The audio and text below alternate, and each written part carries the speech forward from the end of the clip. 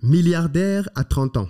Tel est le challenge que notre invité du jour s'était lancé alors qu'il n'avait que 21 ans. Et tout au long de sa vie, il a travaillé très durement pour atteindre cet objectif. Et comme vous allez le voir dans cette émission, il y est parvenu. Aujourd'hui, nous recevons un jeune plein d'ambition, plein de stratégie et qui est en train de se tracer son chemin au travers de l'entrepreneuriat pour parler d'argent avec lui. Parce qu'au final, c'est toujours juste une question de temps.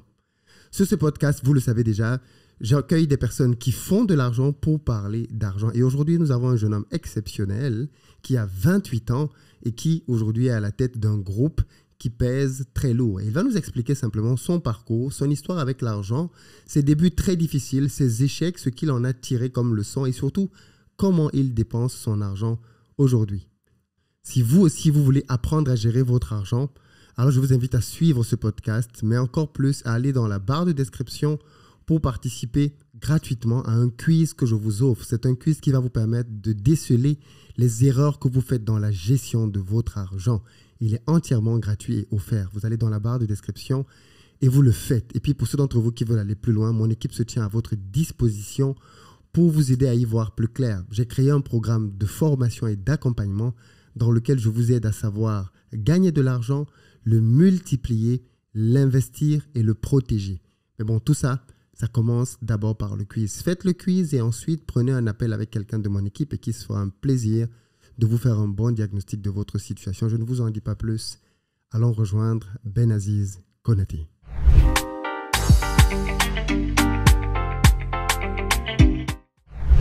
Bonjour Benaziz. Bonjour, comment tu vas? Je vais très bien, merci. Super. Je te propose de commencer par te présenter pour les gens qui ne te connaissent pas encore.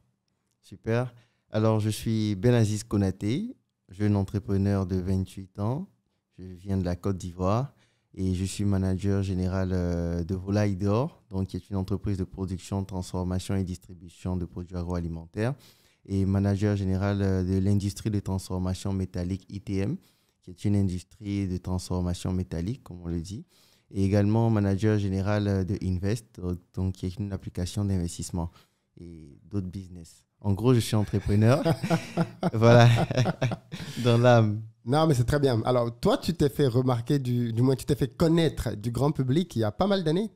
À l'époque, tu avais 21 ans Oui. et tu avais fait une déclaration très audacieuse dans laquelle tu disais que tu avais pour objectif de devenir milliardaire avant 30 ans. Oui. Aujourd'hui, tu en as 28. Est-ce que c'est toujours un objectif pour toi? Est-ce que tu l'as déjà atteint? Ou est-ce que tu en es par rapport à ça? Pour moi, la définition même du milliard, déjà, c'est un état d'esprit. Il faut déjà être milliardaire dans la tête. C'est très important. Alors, en tant qu'entrepreneur, pour moi, c'est une vision que je me suis donnée qui m'a permis, à un certain moment donné, de me dire, écoute, tu veux devenir milliardaire à 30 ans, pourquoi? Pour pouvoir changer les mentalités, pour que les jeunes Africains puissent penser également milliards. Quand on regarde les fortunes des Américains, etc. et tout, on se dit, mais pourquoi est-ce que nous, on a peur de rêver grand? Donc, c'est un challenge. Et aujourd'hui, si on met en compte tous nos actifs, etc. et tout, on peut dire qu'en France CFA, on a déjà atteint le milliard. Excellent. Maintenant, comment on travaille pour pouvoir l'atteindre en cash flow, c'est une autre question. Oui, ça, Mais, oui. mais c'est sûr qu'on va y arriver voilà, d'ici les 30 ans. Tu as dit qu'on devienne un bon milliardaire dans la tête. Ça veut dire quoi? Alors, milliardaire dans la tête, c'est un état d'esprit. Ouais. C'est quoi cet Déjà. état d'esprit? Écoutez, en 2016, Oui. lorsque je faisais cette déclaration, j'avais une seule entreprise. Oui.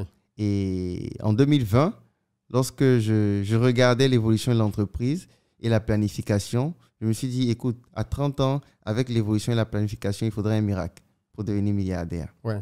Il faut, avec la crise à Covid, etc. et tout, j'ai dit non, rien ne va m'arrêter. Donc, automatiquement, il faut faire des recherches. Quand on veut aller quelque part, on fait des recherches pour savoir qui est déjà arrivé là-bas. Donc, je vois un peu l'immobilier, je vois un peu d'autres secteurs d'activité et je comprends qu'il faut de la diversification.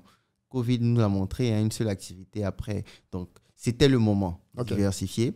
Donc, je diversifie. On ne peut pas devenir milliardaire en ayant des produits qu'on vend uniquement à peut-être 2500, 3000 francs et en ayant des marchés qui va venir m'acheter du poulet pour 500 millions. Ouais. Il y a un problème qui est là. Ouais. Donc, il faut énormément de temps. Il faut énormément également d'investissement. Donc, quand on prend cela, on se dit, OK, je veux être milliardaire dans ce domaine-là, mais ça va prendre un peu plus de temps. Comment être milliardaire dans le temps?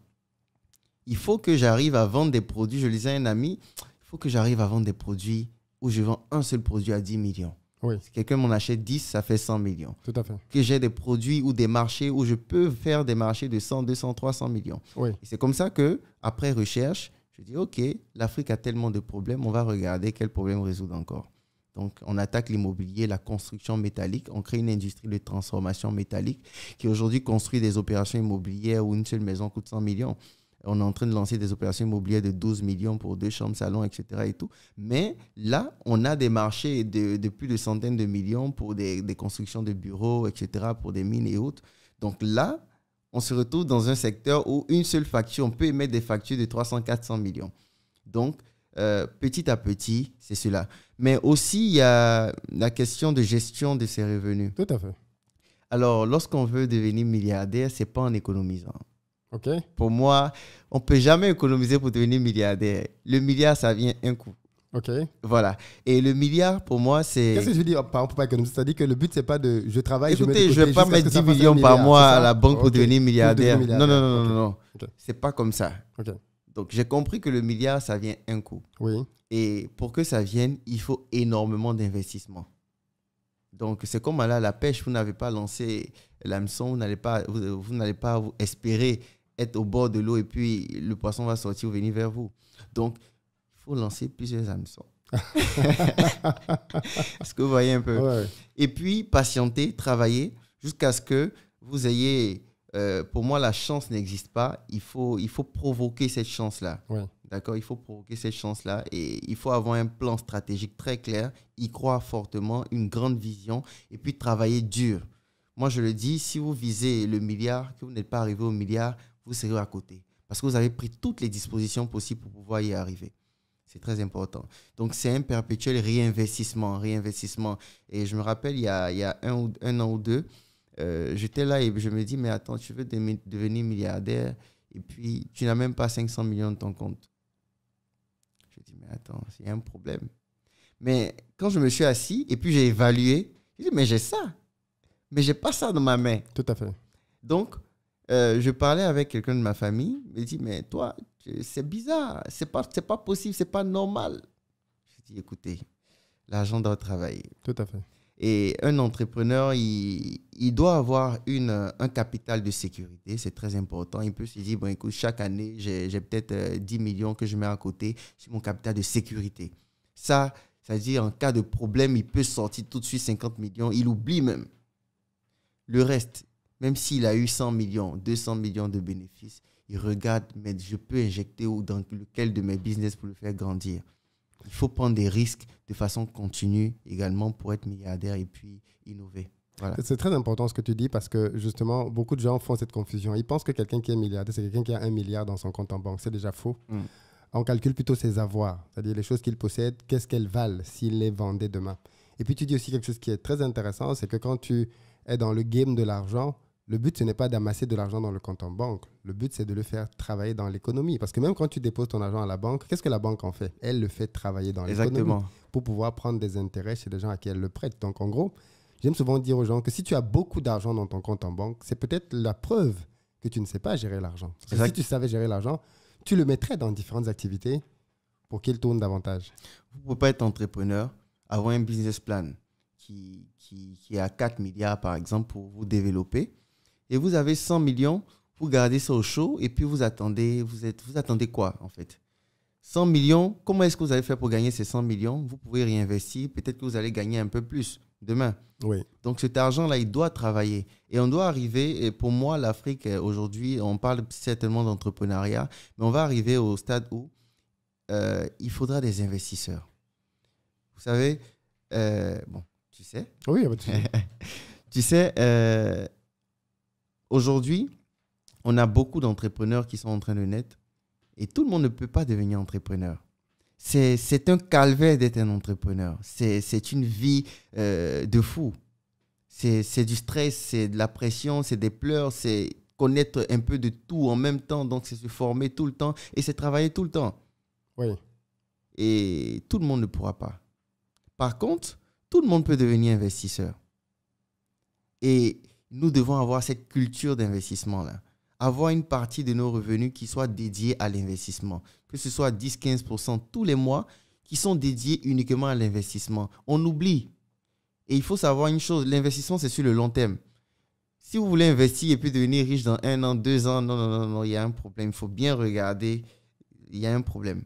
L'investissement, il est cumulé sur le long terme, de sorte à ce qu'au bout de 10 ans, 15 ans, vous retrouvez à ce que la valeur de vos investissements puisse vous permettre de gagner ce que vous gagnez en travaillant. Par exemple, oui. Ou plus même, oui. Voilà pourquoi moi j'ai dit, qui a fixé la retraite à 60 ans? J'ai dit, moi, je fixe ma retraite à 35 ans. OK. Parce qu'en ce moment-là, oui, mais qui a fixé? Chacun a le droit de fixer sa retraite. Tout à fait. On peut vouloir devenir milliardaire en tant que jeune, c'est sacrifier sa jeunesse. C'est travailler dur et tous les jours. C'est savoir s'entourer. C'est être organisé. C'est savoir mettre la priorité là où il le faut. Parce que nous avons tous 24 heures. Mais à la fin de la journée, on n'est pas au même stade. Donc, tout dépend de comment est-ce que vous utilisez vos 24 heures. Il ne faut pas perdre le temps. Vous allez perdre... moi, par exemple, quand je vais sur les réseaux sociaux, que je tombe sur une vidéo qui va me perdre le temps, j'avance.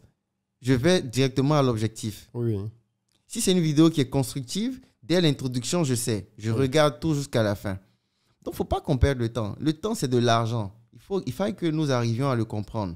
Il faille que nous soyons là et que les jeunes, les travailleurs, etc., puissent avoir énormément d'investissements. Et ça va permettre également à tous ces jeunes entrepreneurs qui sont en train de naître de pouvoir avoir des capitaux, des investisseurs, des partenaires pour pouvoir grandir leur business. Quand on regarde l'histoire des milliardaires du monde, là, ils ont rencontré quelqu'un qui a mis des millions de dollars dans leur business. Mais ce quelqu'un-là, est-ce qu'on les a ici? Il y a un problème. Okay, ouais. Est-ce que la seule source de financement pour un entrepreneur, ce sont les banques? Les concours? Mais les milliardaires, ils sont où? Voilà. Les jeunes entrepreneurs, voilà, les appellent des personnes qui ont de l'argent sur leur compte. Écoutez, si on décide aujourd'hui de devenir des investisseurs, on va changer le monde, carrément. L'Afrique est le berceau de l'humanité, mais c'est maintenant qu'il est l'heure de montrer cela. En tout cas, c'est ma manière de voir les choses. Si on veut décider de construire, par exemple, en Côte d'Ivoire, la plus grande unité de production et de transformation de bétail d'Afrique de l'Ouest, c'est possible. Si ça fait 20 milliards, vous divisez 20 milliards par la population ivoirienne, ou bien même par la moitié. Vous allez voir que le coût de l'investissement va même pas... Il sera ridicule. On donne un peu de capitaux voilà, à des entreprises qui ont 20 ans, 30 ans, 50 ans d'expérience dans la matière, un peu d'action, 10, 15, 20% cadeau pour leur expérience, mais ils viennent, on monte. Et si on finit de monter cela, mais vous aurez une industrie qui va déjà créer de la richesse. Vous êtes sûr d'avoir fait un investissement, même si c'est à hauteur de 1 million, qui sera rentabilisé parce que c'est un gros investissement. Et que l'étude de marché, toutes les études possibles pour que l'investissement puisse marcher, aujourd'hui, on importe plus de 80% de bétail. C'est clair. Une industrie, dans ce sens-là, pourrait permettre les machines nécessaires voilà, pour traire le lait aux normes internationales. Arrêtons de faire chacun à peu près. Chacun va offrir pour lui un peu, petit. C'est pas comme ça qu'on va rattraper le temps que nous avons perdu. Il faudrait que les gens puissent avoir cette conscience-là, mais au-delà, il faudrait que les gens puissent avoir les capacités d'apprendre ce que c'est que l'investissement. D'accord. Et puis, apprendre à investir, mais savoir également où investir. Il y a des indicateurs qui sont là. Je veux qu'on parle un peu de ton entreprise Volaille d'Or, le poulet. C'est vrai que tu t'es fait connaître. Oui. Tu as commencé de manière très basique finalement, parce que ce qui est intéressant avec ton histoire, c'est que toi, tu ne viens pas d'une famille riche. Tu as commencé au tout bas de l'échelle. Pourquoi tu as ressenti le besoin de te lancer dans l'entrepreneuriat alors que tous les jeunes de ton âge sont à l'école? D'où ça t'est venu? Alors, la plupart des jeunes, en tout cas, de ton âge. Déjà, lorsque j'étais au lycée, oui, je voyais mes grands frères du quartier qui nous envoyaient pour aller acheter des galettes, etc. et tout, pour leur remettre. Ils étaient assis, mais c'était des doctorants, des gens qui avaient le master, etc. et tout. Je me dis, mais je suis en train d'aller à l'école, c'est pour avoir le master, le doctorat et tout. Mais quand je les regarde, là, je n'ai pas envie de finir comme ça. Et donc, eux, ils disaient, si tu ne connais pas quelqu'un, tu ne peux pas avoir travail. Je dis, mais attends, je vais faire les 2 capis, travailler toute la nuit, avoir fait mes devoirs et tout, et puis venir m'asseoir, je ne connais pas quelqu'un, je ne vais pas avoir de boulot. Non, non, non, non. Alors, c'est en ce moment-là que je décide de prendre mon destin en main. On travaille pour quoi? Pour gagner de l'argent. Il fallait que je commence à apprendre à gagner de l'argent. J'étais en classe de seconde. Donc, mon père me donnait 200 francs pour manger à l'école. Donc, j'ai économisé, j'ai acheté un téléphone portable à 2000 francs. Donc, je ne mangeais pas. Oui. Et le téléphone portable que j'ai acheté à 2000 francs, c'était le petit téléphone écran bleu en ce moment que j'ai revendu à 2500. Pour moi, c'est comme ça que l'entrepreneuriat a démarré. Avec une vision, c'est d'avoir ma propre cabine téléphonique en classe de terminale. Parce que eux, c'est après le master doctorat, quand il n'y avait pas de travail, eux cherchaient maintenant à faire les cabines téléphoniques au quartier. Donc, tout part de là. Ensuite, en classe de terminale, bien évidemment, j'avais ma cabine téléphonique. Petite anecdote, j'étais devant la classe et je leur ai dit, écoutez, à partir de maintenant, si vous voulez faire un transfert téléphonique, je suis là. Donc, on avait des codes. Le week-end, si je t'envoie rappelle-moi une fois, envoie 200. Si je t'envoie rappelle-moi 2 fois, envoie-moi 500. Et puis, j'apprenais l'entrepreneuriat sans savoir que ça s'appelait entrepreneuriat. J'apprenais des notions de cible en fonction des problèmes que je rencontrais. Je vais à l'école, je n'ai pas l'argent pour garantir un salaire à quelqu'un ni pour m'asseoir avec une cabine conventionnelle. C'est qui ma nouvelle cible? Ceux qui sont proches de moi, papa, maman, vos amis, appelez-les s'ils veulent faire transfert, je suis là. Mes amis de classe, on est tous ensemble, si vous voulez faire transfert, je suis là. Et c'est comme ça que ça commence à régler les problèmes au fur et à mesure. Ensuite, en terminale, je disais à mes amis, écoutez, moi, je veux devenir millionnaire à 21 ans. Ils disaient, oh, va là-bas, tu vas faire comment? Je lui ai dit, écoutez, moi, je vais construire une usine qui va fabriquer des véhicules localement. Ils disent, mais waouh, tu rêves, c'est pas possible. Tu vas faire comment? J'ai dit, non, je vais faire une grande entreprise qui va faire ci, ça et tout. Ils disent, oh, va là-bas. Et ce qui est drôle, c'est que juste après le bac, j'avais plus de clients. Je continue la cabine téléphonique en voyant un boutiquier du quartier. Je lui dis, écoute, tu as 40%, j'ai 60% des bénéfices, gère. J'appelle un ami, on monte une petite caisse là et on met devant. Au fur et à mesure, on commençait à gagner 1000 francs, 2000 par jour, ainsi de suite. Et je vois un reportage à la télévision qui dit que la Côte d'Ivoire continuait d'importer de la volaille. Je dis, tiens, opportunité. Un éleveur qui dit que, mais si on continue d'importer tic, ça veut dire qu'il y a la place. Alors que concrètement, ce n'est pas ça. Le marché est totalement différent. Donc, il y a un paradoxe vraiment énorme. Et donc, je me dis, OK, je vais faire l'élevage. Donc, je ne suis pas entré dans l'élevage par passion. Je suis entré dans l'élevage parce que j'ai voulu saisir une opportunité. Opportunisme, oui. Et donc, j'apprends l'élevage sur Internet. Je vais travailler dans des fermes gratuitement. Ça, c'est important, ça. Ouais. Oui, gratuitement. Et parfois, même, on pensait que j'étais un voleur parce que quelqu'un qui vient vous dire, je vais travailler cadeau, on le suivait. Il ne faut pas qu'à la fin de la journée, il disparaisse avec 2-3 poulets. Et tout ça, il fallait vivre. Et ce qui m'a poussé réellement à commencer, c'est une vidéo que j'avais vue sur Bill Gates, qui en son temps était l'homme le plus riche du monde. Et il y a eu un choc dans ma tête. Il a commencé dans son garage. Je dis, mais ce n'est pas possible. Avant, on disait, tu fais ton business plan, tu attends le financement. Oui. Dès que tu as le financement, tu lances ton projet. Mais il a commencé dans son garage. Donc, automatiquement, dans ma tête, c'est que je peux commencer à la maison. Et quand on part au village, on voit des petites fermes là qu'on fait avec des briques et puis les poulets dorment dedans et tout. J'ai dit, OK, moi, je commence comme ça. Donc, j'avais réglé pour moi le problème de bâtiment. Il fallait trouver comment démarrer. C'est un gros problème. Exactement. Je fais un business model, on me fait un business model de 2 millions pour démarrer. Une autre astuce, je ne comptais que sur moi-même et ce que je pouvais avoir. Je savais que je ne pouvais pas avoir les 2 millions. Donc, je me dis, OK, je peux réduire ça à combien? De réduction en réduction, je me retrouve avec acheter un carton de poussins à 22 500. Je suis allé même demander, est-ce que je peux acheter 5 poussins? On m'a dit, non, pour un carton minimum, c'est 50 poussins à 22 500. En ce moment, le poussin coûtait 450 francs. Donc, et puis 3 sacs d'aliments. Donc, quand je commence, je le dis, j'ai commencé avec 60 000 francs, mais je n'avais même pas encore les 60 000. C'est-à-dire, j'ai acheté le carton de poussin, j'ai acheté un sac d'aliments, un sachet de médicaments à 3 000, et puis j'attendais les bénéfices de ma cabine téléphonique pour pouvoir acheter les 2 autres sacs qui allaient rester. Donc, je commence comme ça, avec beaucoup d'espoir. Mais j'avais fini de faire toute l'étude de marché. J'avais visité des milliers de maisons dans le quartier. Je savais la stratégie que je voulais faire. J'étais juste à un obstacle de production. C'est-à-dire, avant de faire le premier pas, je savais où je partais. Ouais. Je savais déjà que je pouvais devenir milliardaire dans ce domaine-là. Parce que j'avais déjà pris le temps de faire des recherches, de voir c'est qui le leader localement, c'est qui le leader à l'international. Et quand je vois les leaders et on me dit qu'ils font des milliards de chiffres d'affaires, ils sont milliardaires, je dis, mais attends, on ne rentre pas pour rester derrière. On va aussi atteindre cela. Donc, la stratégie commerciale a été axée sur le fait qu'un jour, je puisse arracher les clients de ces leaders-là pour être leader moi-même. Donc, vous voyez que quelqu'un qui commence tout bas, mais sa stratégie est pour descendre les grains. Bien sûr. Donc, vous voyez que là, il y a beaucoup d'innovations qui entrent en jeu. Et ça, c'est capital. Oui. Faire du porte-à-porte tous les week-ends pour savoir, bonjour maman, je suis un jeune du quartier, combien de poulet est-ce que vous consommez par mois, vous achetez où, pourquoi est-ce que vous achetez au marché, quels sont les avantages, les inconvénients. En griffe, tout ça, j'ai appris sur YouTube. Je prends leur nom, le numéro de la villa, et je faisais mon étude de marché moi-même, avec des milliers de maisons. Mais quand je rentre, j'analyse, je regarde les pour et les contre, et puis je dis, OK, les gens, ils achètent au marché parce que c'est frais. Conditions d'abattage, ils n'aiment pas. Accessibilité, ils n'aiment pas, etc., etc., etc. Ils achètent dans les grandes entreprises et autres parce que c'est déjà disponible. C'est congelé, certes, mais ils n'aiment pas parce qu'il y a un goût après, etc., etc. OK, il n'y a pas de problème. Alors moi, je vais leur proposer un produit à un prix abordable. Je n'ai pas l'argent pour des congélateurs ni avoir un point de vente.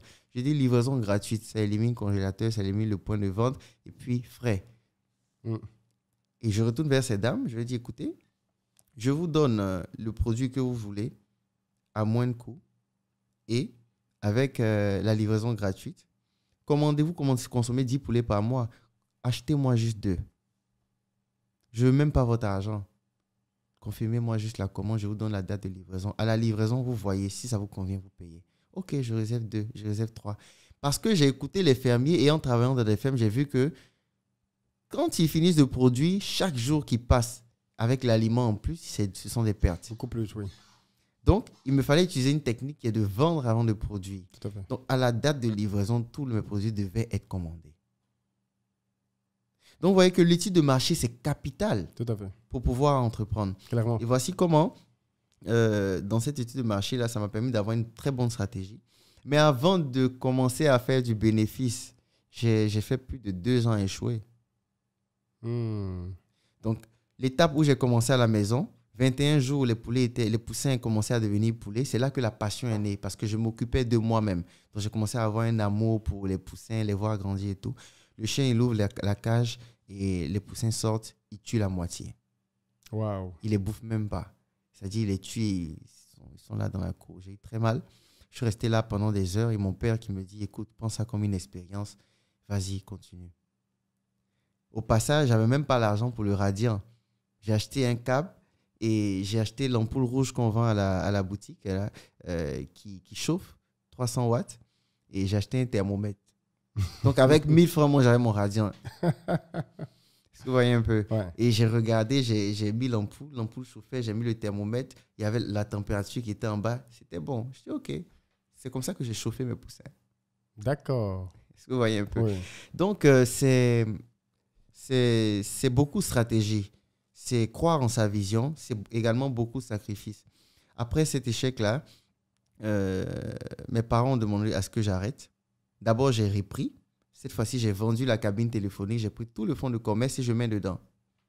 Je perds tout. Pourquoi? L'installation de fortune que j'avais faite ne tenait pas. Nous étions tombés en saison des pluies. Oui. Alors, en saison des pluies, l'eau rentrait à chaque fois. Donc, tous mes poulets étaient maigrichons. Je les ai distribués aux voisins. J'ai perdu.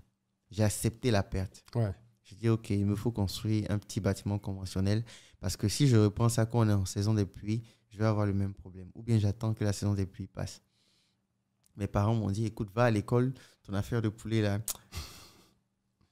Donc, eux, ils ont regardé le côté, l'enfant doit terminer ses études, il ne faut pas qu'il soit distrait. Moi, je regardais ça là, je peux devenir riche dedans. Ouais. J'ai un problème à résoudre. Il faut que j'arrive à produire. Il faut que j'arrive à nourrir l'Afrique. Donc, moi, j'étais dans un autre univers, carrément.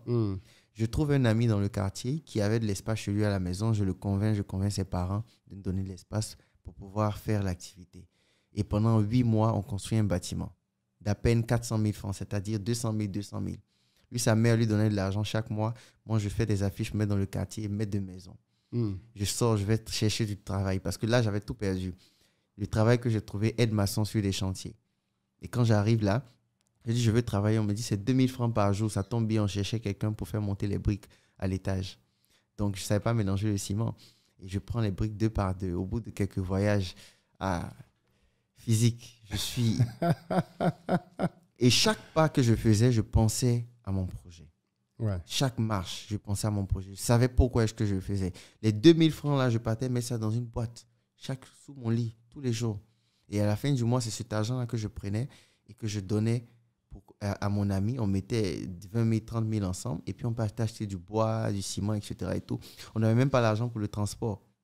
Tout était calculé. Je mettais le bois ici, les derrière, et puis on le transporte. On a un peu d'argent, on appelle un maçon, il vient travailler un peu et tout. Lorsqu'on a démarré, c'est là que le succès commence. Et à ce moment-là, on a vendu les produits, on les a battus, on a livré. La dame qui a commandé 2 poulets sur ses 10 de consommation normale voit que le produit il est bon, le prix il est accessible et la livraison était gratuite. Automatiquement, elle veut commander les 8 autres. Bien sûr. Alors qu'on avait déjà pris toutes les commandes. Donc, c'est là que le succès commence. Je dis à mon ami, écoute, on reprend l'activité, on réinjecte nos bénéfices. On avait autour de 60 et quelques mille de bénéfices, donc ça faisait 30 000 chacun. Je lui dis, on réinjecte. Si on multiplie ça par 10, 20, on n'a pas besoin d'aller travailler pour quelqu'un. Et donc, c'est comme ça qu'on a réinjecté, on a doublé au fur et à mesure. Et à un certain moment donné, je sortais à 2 heures du matin pour aller m'occuper des produits. Waouh. Des poulets avant d'aller au cours le matin. À midi, pendant que mes amis cherchaient à aller manger, moi, je cherchais à rentrer pour aller m'occuper des produits. Et revenir au cours le soir, l'après-midi. Et donc, c'est beaucoup de sacrifices, c'est croire en sa vision. Et à un certain moment donné, il fallait faire un choix. Mais là, pendant 3 ans, 4 ans d'activité, je n'ai pas touché 5 francs des bénéfices de l'entreprise. Je passais mon temps à réinvestir l'argent que je gagnais et faire d'autres activités, petites activités. Donc, pendant les vacances, je vendais des ignames au marché de mon quartier. Souvent, quand des amis même passaient, je disparais. On ne sait plus qui vend les ignames. Je suis à 10 mètres et puis je croise mes gens comme si je ne suis pas concerné. Et puis après, j'ai compris pourquoi est-ce que je faisais ça. Je n'avais pas besoin d'avoir honte et j'ai commencé à me concentrer sur ça. Toutes les petites activités, acheter des montres, revendre à mes amis, acheter des t-shirts, des chemises, venir revendre à mes amis de classe et tout. C'est ce qui me permettait de réinjecter de l'argent dans mon business au fur et à mesure. D'accord. Donc, ce n'est pas gagner de l'argent tout de suite. Oh, j'ai eu un bénéfice, je vais prendre un peu d'argent dedans pour m'acheter ci, ça. Non. C'est croire en sa vision. Vous avez besoin de 10 millions, vous avez eu 100 000, vous voulez déjà commencer à vous faire plaisir. Non. Ouais. Donc, c'est comme ça que l'entreprise a grandi petit à petit. À un certain moment donné, mon ami en question, ils m'ont chassé. C'était déjà trop grand. Oui, et ils m'ont chassé parce qu'ils nous ont dit qu'ils voulaient construire quelque chose là. Oui. On nous avait donné l'espace pour 2 ans. On a fait juste 3 productions. 3 productions, c'est à peine 6 mois. 6 mois. Ouais. Et nous, nos productions, c'était en 30 jours. En plus. Parce que chaque jour, on faisait on avait 2 productions. Oui. Donc, avec un intervalle. Donc, au bout de la 3e production, on me demande d'arrêter. C'était un choc. Oui, parce que vous avez investi là, votre bâtiment. Exactement. On m'a rassuré qu'on allait me rembourser tout ce que j'avais mis. Mais pour moi, ce n'était pas l'argent qui était le plus important, c'était le projet. Oui, bien sûr. Et donc, je suis sorti là. En ce moment, Dieu, il a agi. Je sors, je marche vers une destination inconnue et je tombe sur des fermes. Et il y a une vieille dame. Je demande, je dis, c'est qui le propriétaire de ces fermes? C'est une vieille dame, elle est dedans là-bas. 3 grands bâtiments de 5 000, 5 000, 5 000, dont un bâtiment de 5 000 vides. Il dit, ça, c'est une opportunité. Le même soir, Waouh.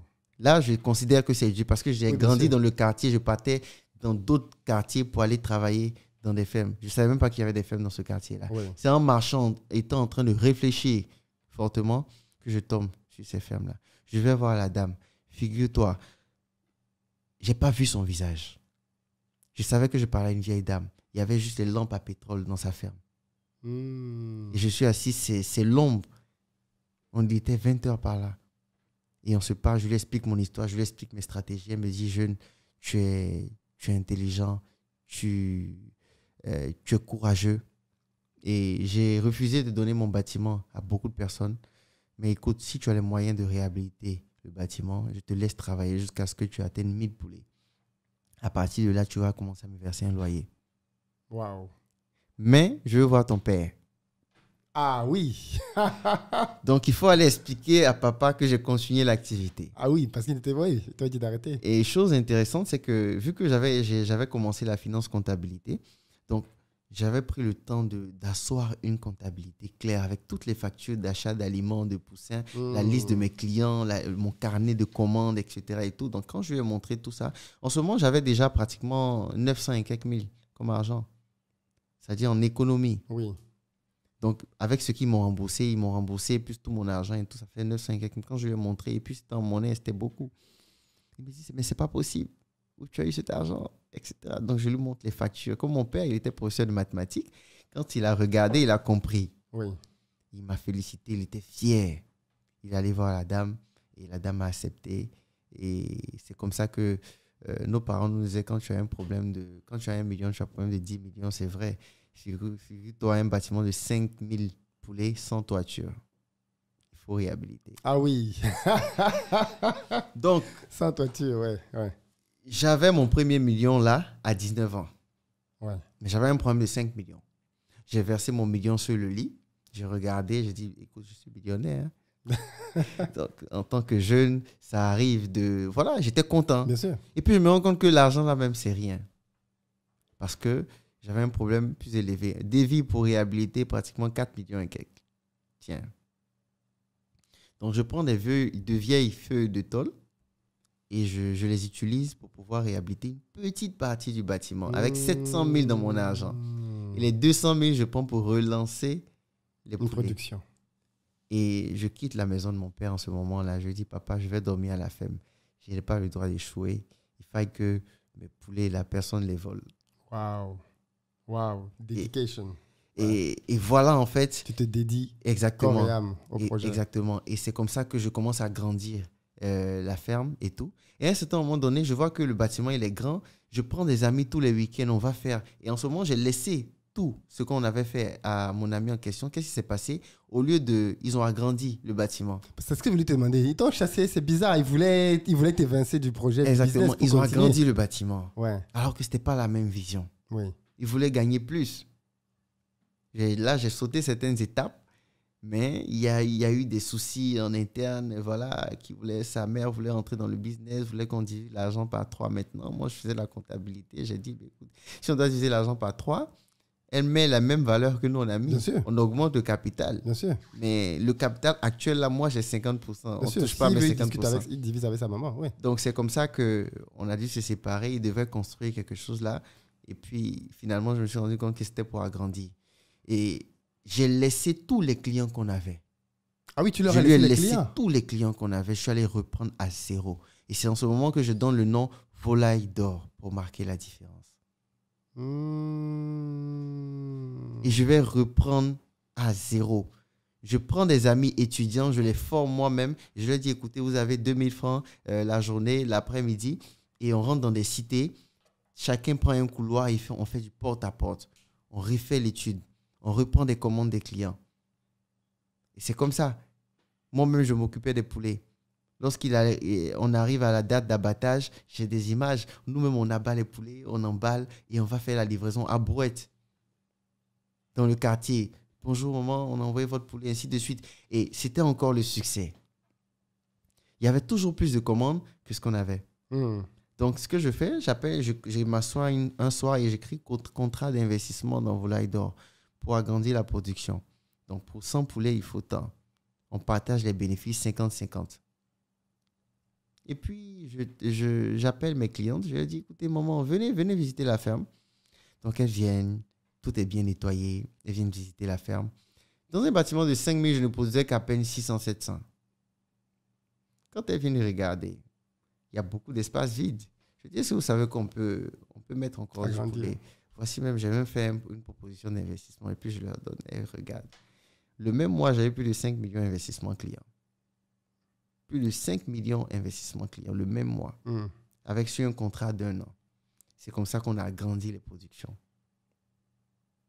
Et donc, pour moi, l'entrepreneuriat, c'est énormément de stratégie. c'est savoir les coups durs.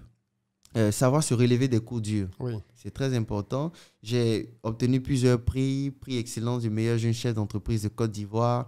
Le prix de la Business Plan Competition par le patronat ivoirien sur plus de 631 startups ivoiriennes. J'ai été en Afrique du Sud, à Johannesburg, pour compétir au prix Anzisha Prize en 2017 pour le meilleur jeune entrepreneur africain, où j'ai remporté le premier prix également. Mais là, il y a une anecdote, oui, grâce à Volaille d'Or. Mais je suis revenu avec le trophée du meilleur jeune entrepreneur africain et je suis revenu trouver une entreprise en faillite. Ah. Parce que c'était la première fois que je devais m'éloigner de l'entreprise pendant 1 mois. Je n'avais pas encore compris qu'il fallait mettre des process de fonctionnement en place. Il fallait mettre des personnes qui allaient avoir... Quand j'étais là, je faisais tout, j'organisais tout et je contrôlais tout. Donc, tout marchait bien. Il fallait mettre tous les titres à côté et puis réveiller l'entreprise. Ah oui, bien sûr. On a perdu toutes les productions. Pour quelqu'un qui fait de l'élevage, en ce moment, on n'avait pas encore de point de vente. On prenait des commandes, on abattait tout à la ferme et on livrait. Donc, quand on perd la production, on a tout perdu. Oui. J'ai trouvé des éleveurs. J'ai transformé mon salon en bureau. J'ai recruté 10 personnes, agents commerciaux. Mon ami avec qui je travaillais m'a dit, mais tu es fou, on n'a pas l'argent. Il faut les payer. J'ai dit, je recrute 10 personnes.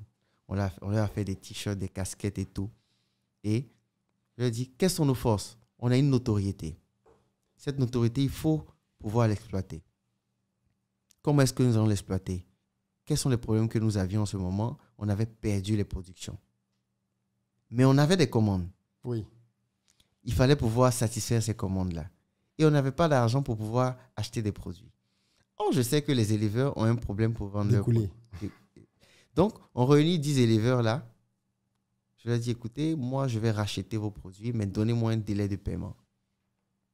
Donc, on fait les contrats. Tout. Et j'ai eu du poulet pour pratiquement 20 ou 40 millions sans dépenser 5 francs. Et les commerciaux, les 10 agents commerciaux que j'ai recrutés, c'était un renforcement. Donc, ils ont travaillé. Et moi-même, pendant les séances de travail, je leur ai dit, écoutez, sors ton téléphone. Tu as combien de contacts? J'ai 500 contacts. OK. Trouve-moi 10 personnes tout de suite à qui tu peux vendre du poulet. Mais c'était un autre niveau. Et il écrit sur une fiche, ton tonton, le père de mon ami, etc., mon papa, etc. Et puis je dis, appelle-les maintenant. Sors-moi les 10 commandes. Dis-leur que tu travailles dans une entreprise, tu as eu un stage dans une entreprise. Il fallait que leur poulet, on tombait sur décembre. Leur poulet décembre, ils le commandent avec toi. La meilleure des techniques, c'est la recommandation. Je te connais, je suis ouvert. Donc, je peux facilement être réceptif. Ils prennent les commandes. Je leur dis aux autres, vous voyez, ils viennent d'avoir 10 clients. Vous êtes 10, vous faites la même chose, ça nous fait 100 clients. Et deuxième étape, parmi vos connaissances, qui vous ouvrent les portes de leurs connaissances. Donc, telle personne qui travaille dans une banque ou dans une entreprise, ils vous ouvrent la porte pour entre midi et 2, vous venez à 3 pour partager l'information à leurs collègues. Et c'est comme ça que c'est parti. On a pris des commandes en pagaille. Le 31 décembre, on a livré le dernier client à minuit. Wow. C'était exceptionnel. Waouh. Et donc, il faut savoir s'adapter. Ouais, on finit jamais d'apprendre en entrepreneuriat. Voilà pourquoi moi, je dis aujourd'hui, un entrepreneur peut avoir des problèmes. Mais un vrai entrepreneur qui a touché le sol, qui monte, qui descend, qui pleure, qui se relève, il faut jamais se moquer de lui. Parce qu'il saura se relever. Tout à fait. Il a les armes. Être un entrepreneur, ce sont les difficultés qui nous forgent. Donc, il faut croire en soi également. Et voilà pourquoi tout le monde ne peut pas devenir entrepreneur. Ouais, à cause de ce que ça demande. Du coup, à ce stade-là, tu as 2 canaux. Tu as ta propre production. Oui. Tu as la production des autres éleveurs sur Oui. laquelle tu sais que tu peux t'appuyer pour pouvoir livrer ton surplus de commandes.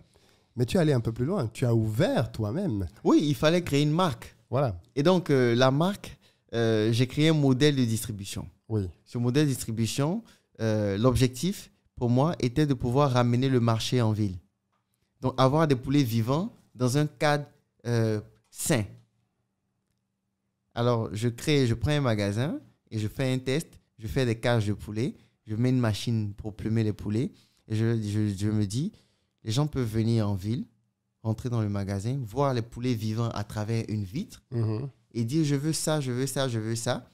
Et on choisit ces poulets, on les abat sur place, En 1-2 minutes, ils sont abattus, emballés maximum 5 minutes et livrés frais. Oui.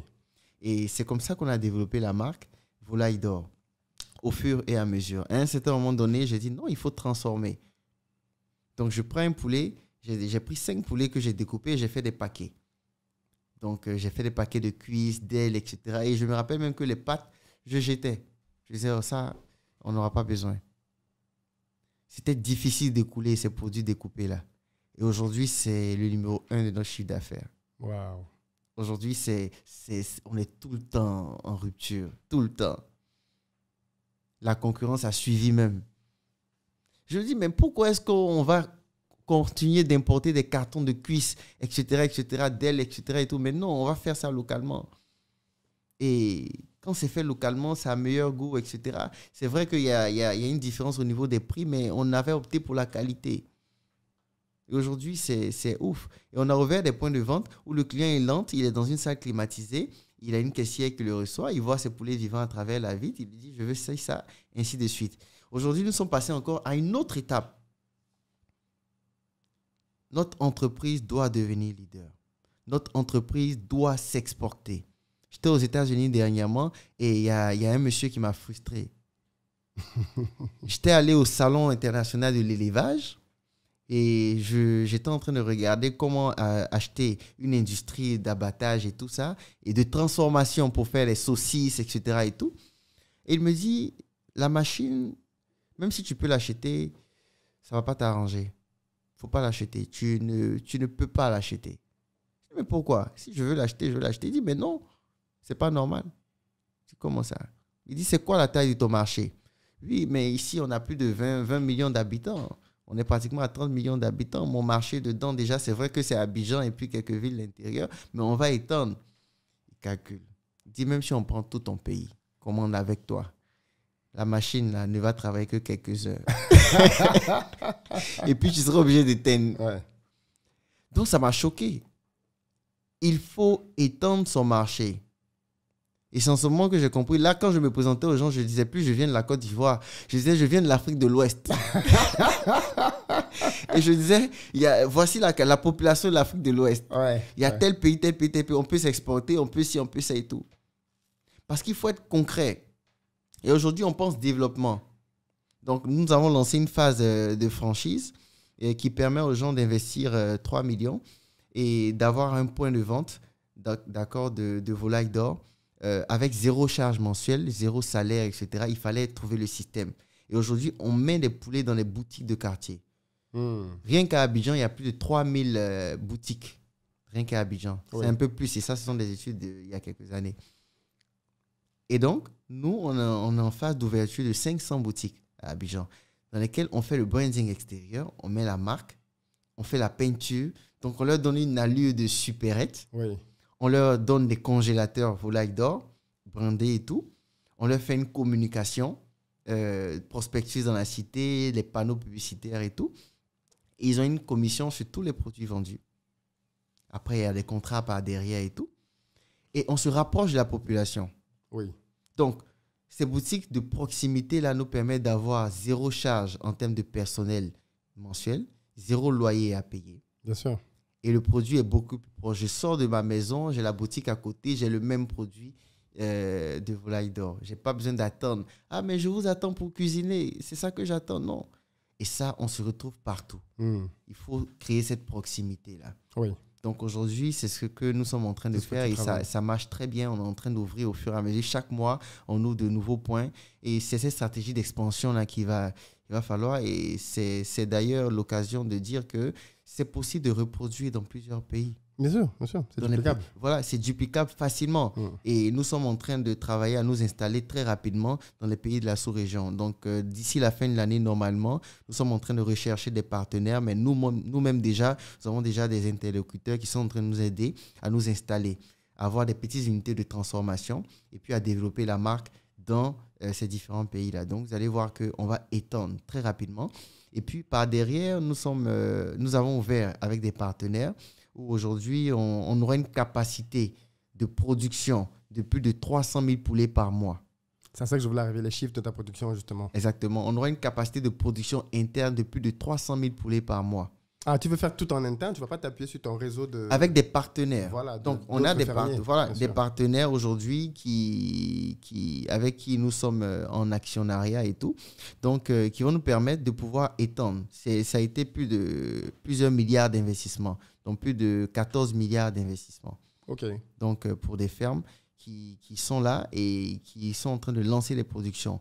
Au-delà, nous avons fait un appel à tous les fermiers, à plusieurs fermiers, des associations de fermiers, donc pour nous rejoindre, afin de pouvoir utiliser leur production, déjà les mettre aux normes, à nos normes, et utiliser leur production pour la transformation de ces produits-là. Donc, nous avons les armes nécessaires en back-office pour pouvoir attaquer réellement et sérieusement le marché. D'accord, OK. Voilà. Et nous sommes ouverts à tout investisseur dans différents pays pour représenter la marque et tout, et pousser. Donc, un jeune entrepreneur qui vise loin, il doit avoir de grands rêves, de grands objectifs, travailler par derrière sur toutes les bases, ouvrir à un certain moment donné son capital à de gros investisseurs, de grosses entreprises qui ont déjà énormément d'années d'expérience dans le secteur, etc. et tout, et puis pousser pour atteindre sa vision. Il ne faut pas être renfermé, avoir peur de dire son projet, mais non.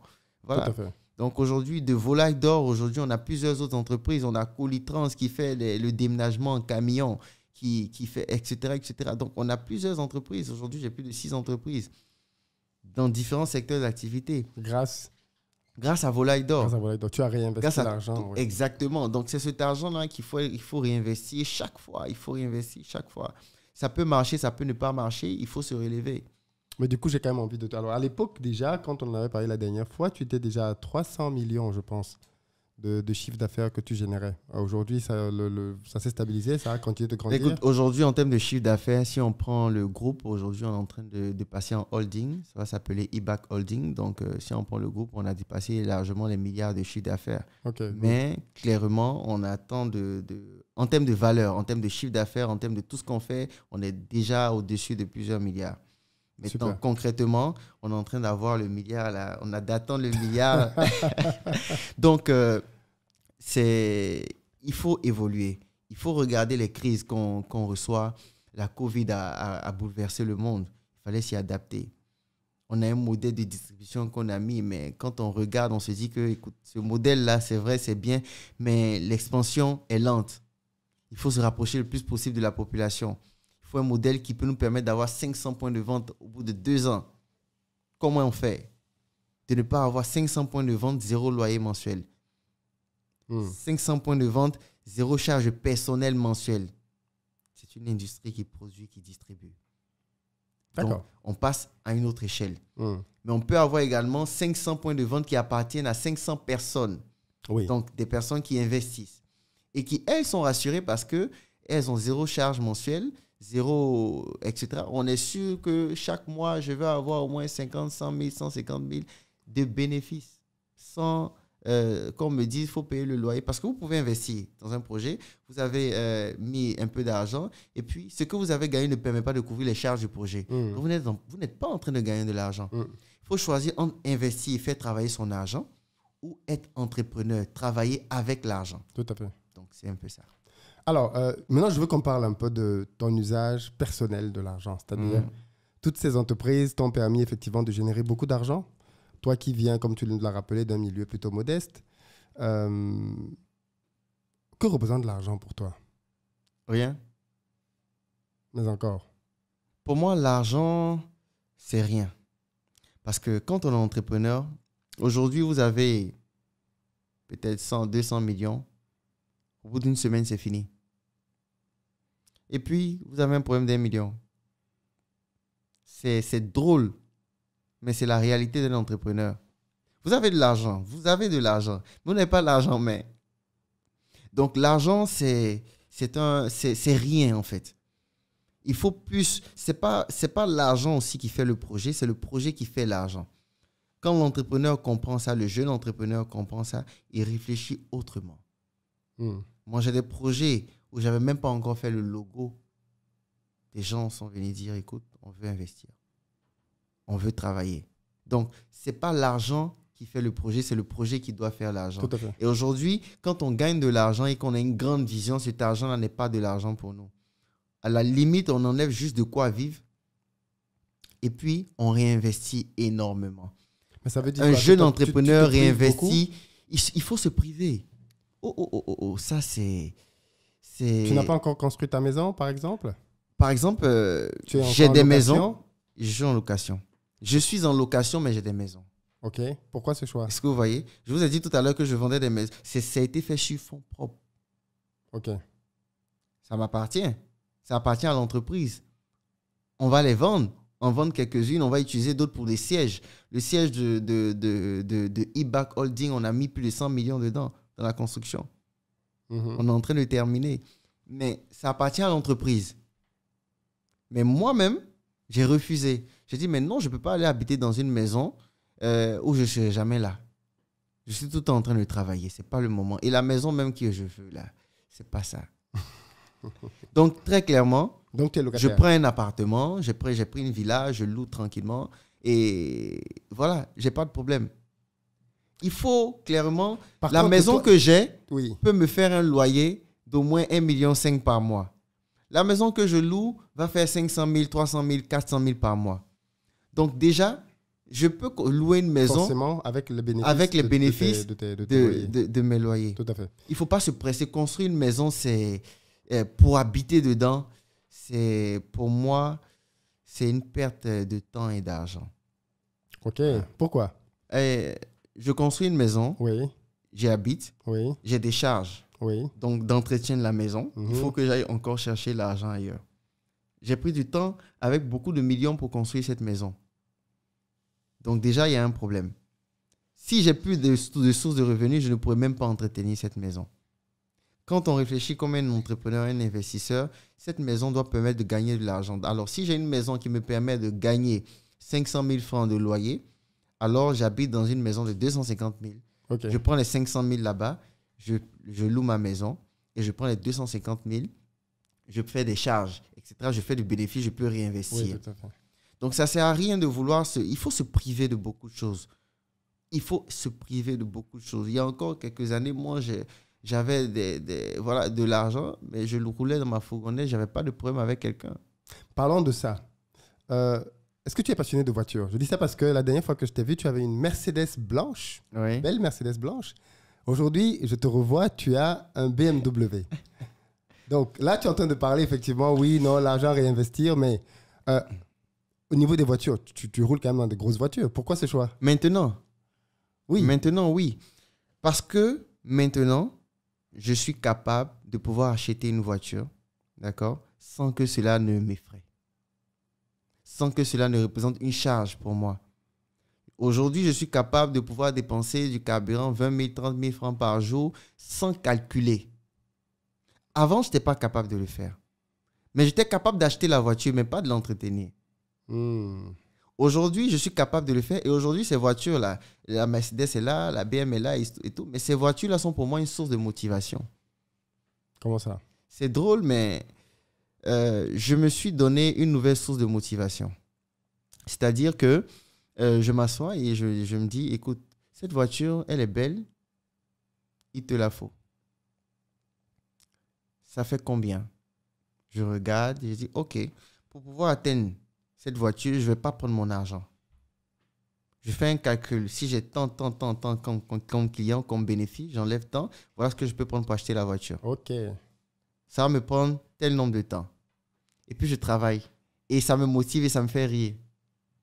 Et je l'ai dit à quelqu'un de proche, mais ce n'est pas moi qui l'ai acheté. Ce sont les bénéfices. Ce sont les clients qui l'ont acheté. Oui. Ce n'est pas moi qui l'ai acheté en réalité. Parce que moi, mon argent, je n'ai pas touché. Mon argent de sécurité, là, je n'ai pas touché. Ouais. Donc, ce sont les clients qui ont acheté. Et c'est pour une cause précise. Ça répond à un besoin précis. Et ça également, c'est important. À un certain moment donné, quand j'ai acheté, par exemple, la Mercedes, j'avais une voiture qui allait énormément au garage. C'était une hybride. Et ici, il n'y a pas trop de mécaniciens d'hybride, donc ça prenait du temps, etc. Et tout. Et un jour, j'étais très avare en tant qu'entrepreneur. Je me disais, non, mais c'est au garage, c'est au garage. Mais je me suis rendu compte que c'est devenu une nécessité. Et je suis là, j'ai calculé ce que j'ai dépensé dans la journée en termes de déplacement avec le temps perdu parce qu'il faut attendre les transports, etc. Et tout. Je dis, mais attends, c'est pas possible. Mais non. Donc, je me suis levé un matin, j'ai dit, OK, j'achète une voiture. Mais pourquoi une Mercedes? Pourquoi pas une petite Toyota? Alors, à un certain moment donné, Suzuki. j'avais de l'argent Oui. et j'avais même envie d'acheter une Range Rover. Ok, carrément. Et quand j'ai regardé, j'ai dit, OK, écoute, tu mets l'argent dans l'entreprise. Ouais. Fais travailler l'argent. Mhm. Dès que tu as l'argent, tu achètes ce que tu veux. Donc, ça a été une motivation personnelle. Ok. Alors, j'ai pris l'argent. Cette année-là, j'avais investi plus de 100 millions dans l'entreprise. Mhm. J'ai ouvert de nouveaux points de vente. J'ai acheté un camion pour l'entreprise. Et j'étais encore dans ma fourgonnette. Ok. Le camion, je l'ai acheté neuf. J'ai acheté plein de choses. J'ai investi tout l'argent. Mm. Il ne me restait rien. Mais dans l'entreprise. Et j'ai dit que quand j'obtiens les bénéfices de ce réinvestissement, j'achète une voiture. Une voiture.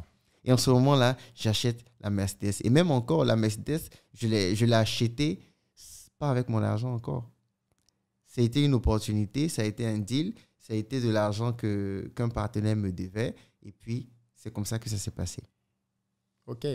À un certain moment donné, j'ai vu que je bougeais tellement, j'ai commencé à rentrer dans l'immobilier. Il me fallait une voiture haute.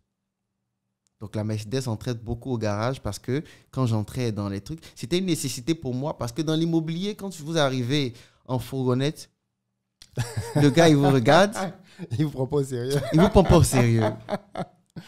Ouais. Et lorsque j'ai acheté la Mercedes, quand j'arrive sur un chantier avec la Mercedes, Tu vois la différence. mes gars sont dans le camion derrière. Et quand on descend et qu'on fait le point et tout, le monsieur ne connaît pas le bureau.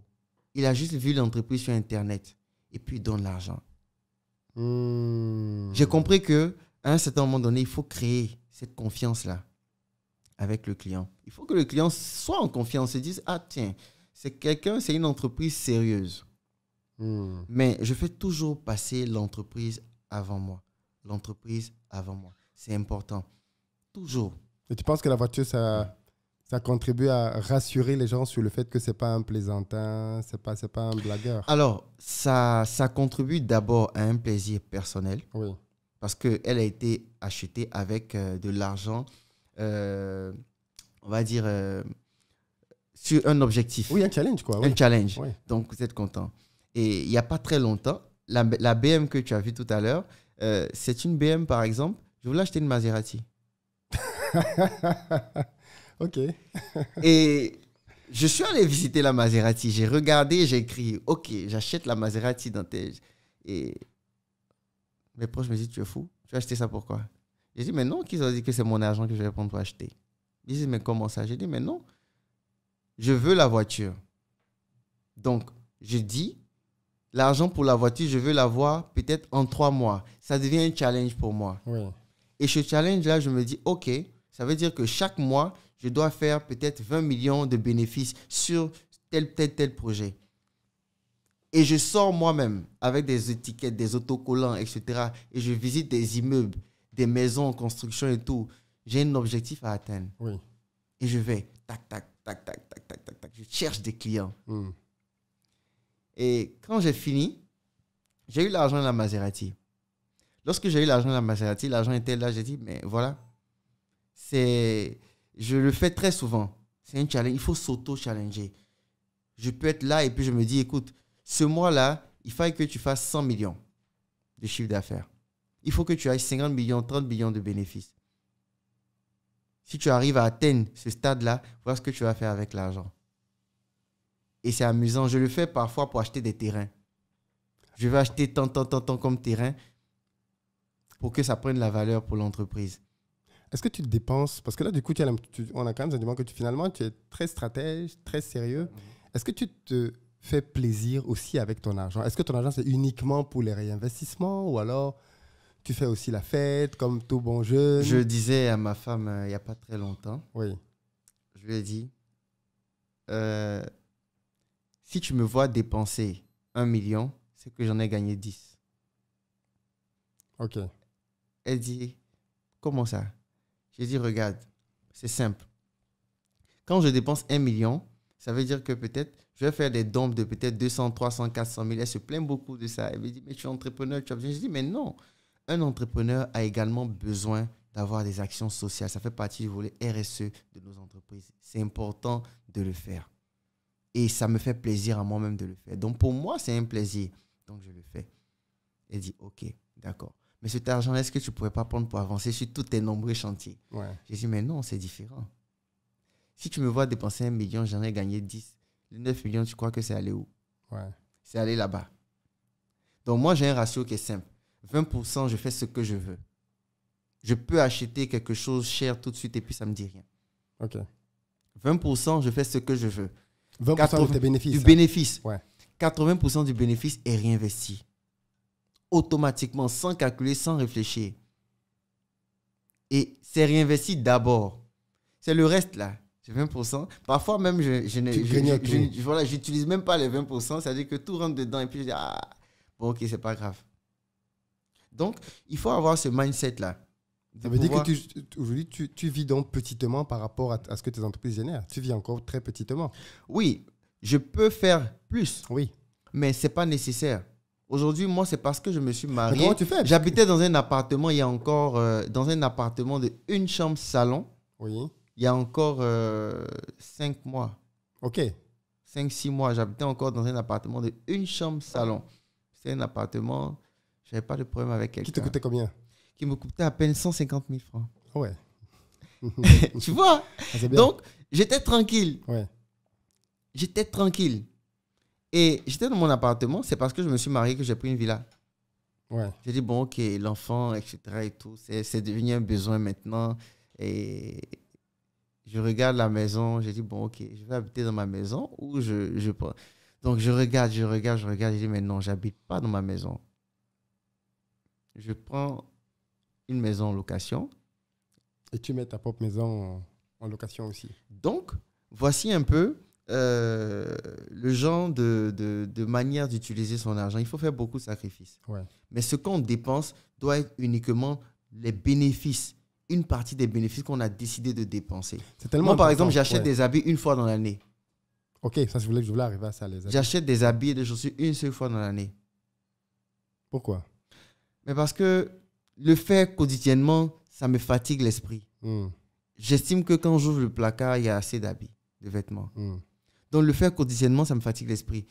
Toute l'année est consacrée à l'investissement. Donc, en fin d'année, je décide par exemple que, OK, je prends de l'argent et je fais du shopping. En ce moment-là, j'estime que c'est le moment. Donc là, j'achète tout ce que je veux. Quand je finis de l'acheter, c'est fini. Il faut apparaître devant moi avec la nouvelle sortie de ci, de ça. Moi, ça ne m'intéresse pas. Ouais. La preuve, les téléphones, voilà, ça ne me dit rien. Lorsque j'avais, par exemple, je ne vais pas peut-être faire de publicité, mais par exemple, lorsque j'ai un téléphone, le téléphone, la génération 1, 2, 3 sort après, le téléphone est toujours dans ma main. Oui, parce qu'il a Mon encore- téléphone même il est marche. cassé. Oui. Mais je n'ai pas mon problème. Par contre, pour moi-même, ça constitue un problème. Même par exemple, pour ma femme, pour etc. et tout, je peux faire. Là, il n'y a pas de problème. Mais pour moi-même, j'estime que j'achète uniquement par besoin Tout à fait. et non par... Voilà. Tu n'as pas besoin de te monter, de faire du... Exactement. en fait. Lorsque je voulais acheter le 4x4, j'ai regardé, j'ai dit, bon, ok, la BM me revient pratiquement moitié prix de la Maserati et puis j'ai les mêmes avantages. Donc, en réalité, est-ce que la Maserati va me rapporter de l'argent? Non. C'était un challenge. J'y suis arrivé.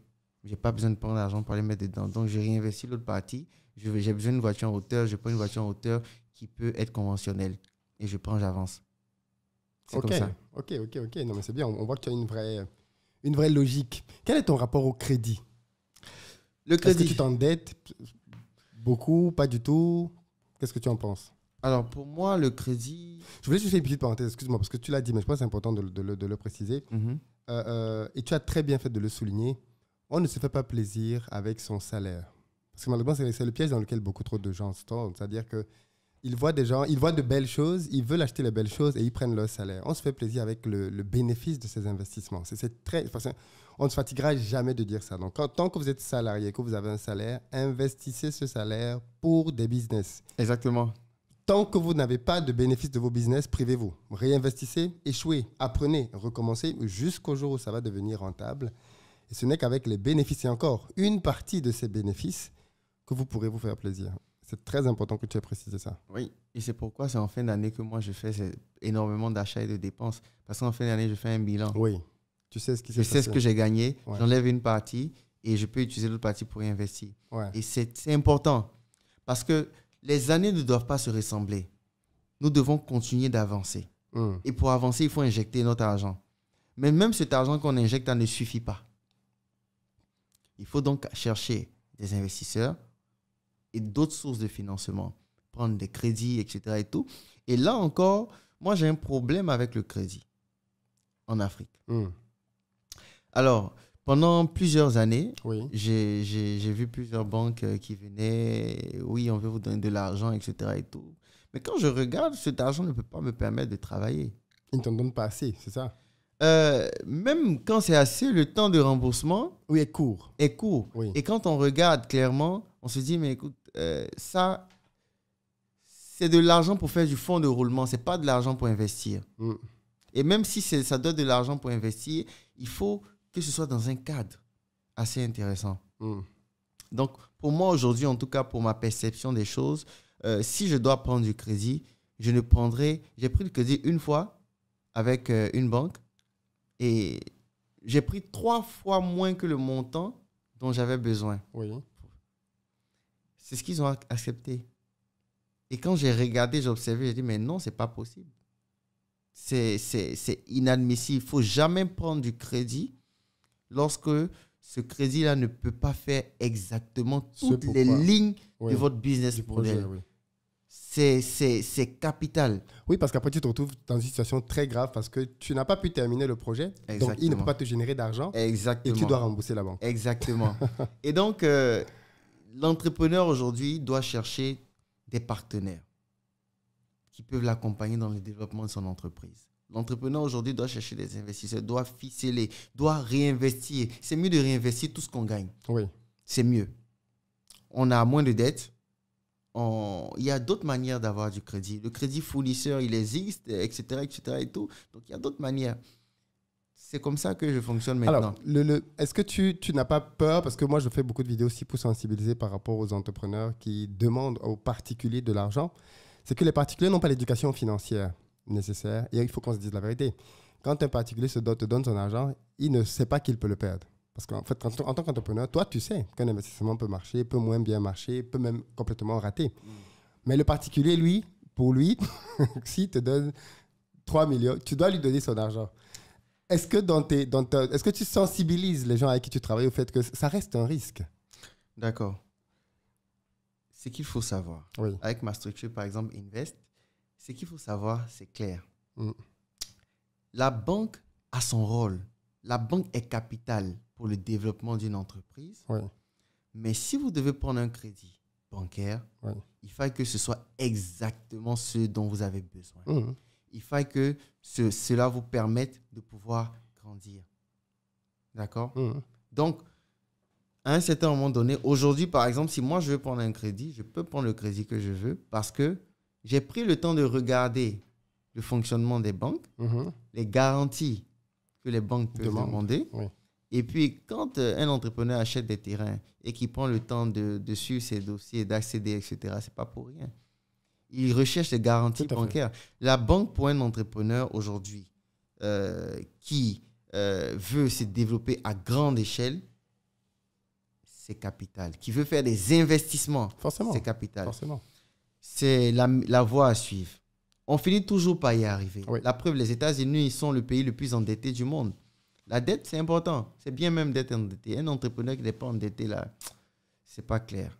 Parce qu'il faut prendre du crédit pour pouvoir bouger. Il faut faire travailler l'argent. Mm. On a toujours besoin de l'argent pour pouvoir travailler. Mais par derrière, prendre de l'argent des gens pour mettre dans son business, ça répond à certaines normes.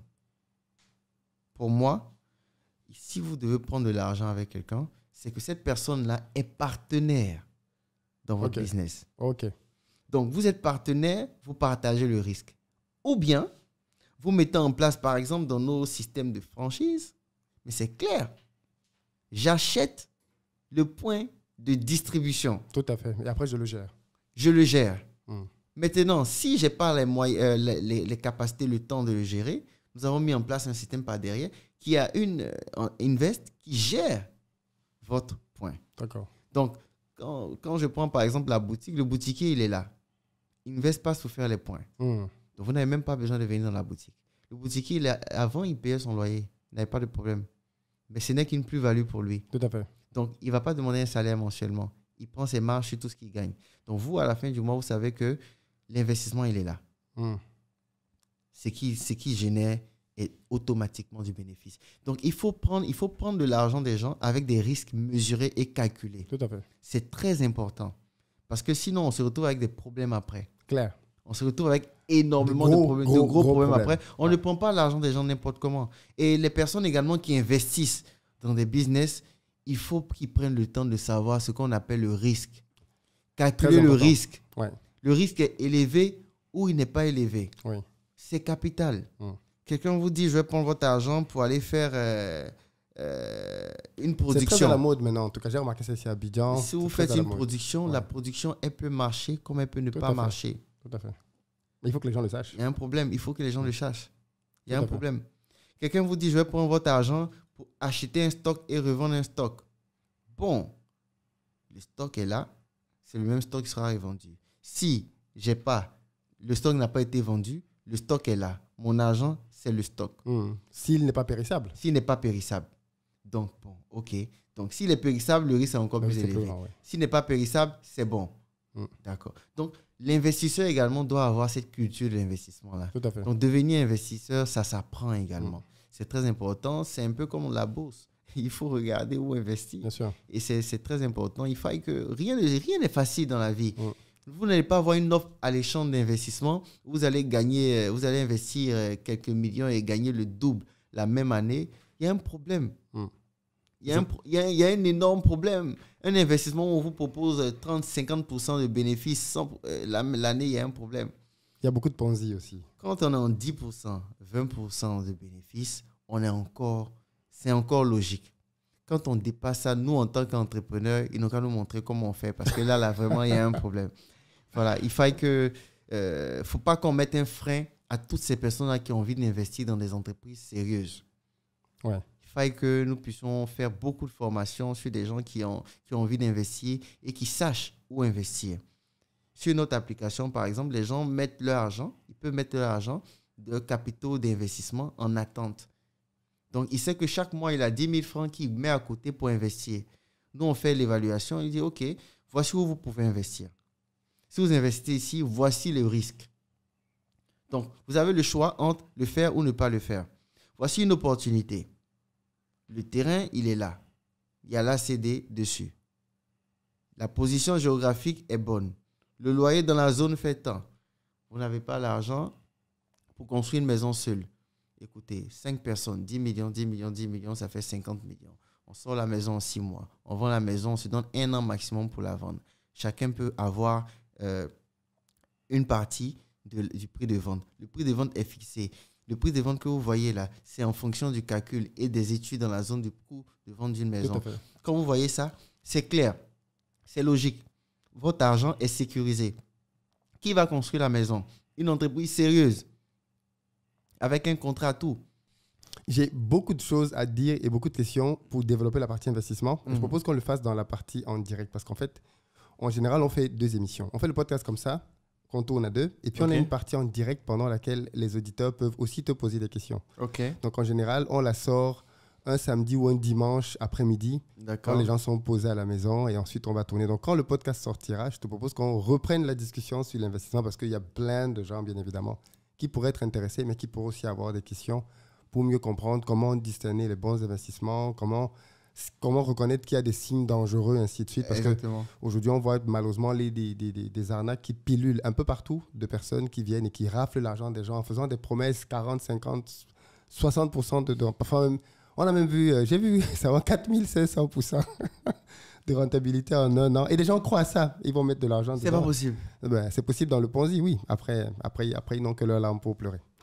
Merci beaucoup, Benaziz, Merci. d'être venu nous voir pour cette émission. On te souhaite beaucoup de courage, beaucoup de réussite Merci. dans tes prochaines entreprises et puis beaucoup de sagesse parce que ça se voit que tu sais ce que tu fais quand même avec ton argent et ça, c'est bien. Merci beaucoup. Merci beaucoup.